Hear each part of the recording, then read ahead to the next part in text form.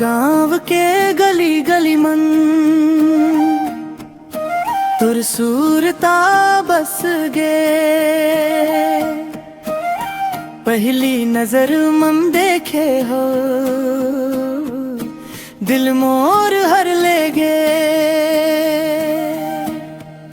महुआ डार तले बैठे सपना संग सजाए, तुर हंसी के मीठा बोली मोला रोज बुलाए। तोर बिना ये दिन नहीं कटे, तोर बिना रात सुहाए नहीं। मोर सांस में बस के माया अब तो बिना जिया नहीं। ओ मोर गाँव गए परीत मोर जिंदगी के खुशी। तोर संग चलूं जीवन भर कभू नहीं हो वो अलग कभू। ओ मोर गाँव के परीत मोर दिल के रानी, माया के रंग मा रंग दे बन जा मोर कहानी।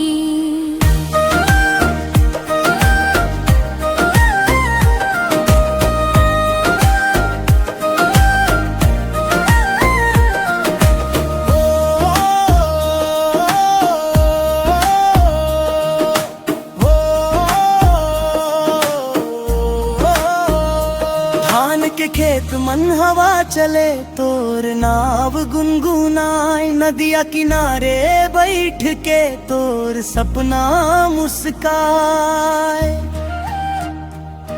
चंदा तारा गवाह बने हमर माया के बात, जन्म जन्म तक निभाऊं धर के तोर हाथ।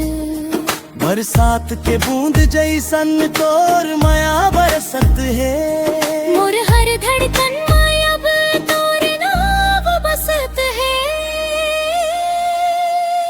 ओ मोर गाँव के परीत मोर जिंदगी के खुशी। तोर संग हंसना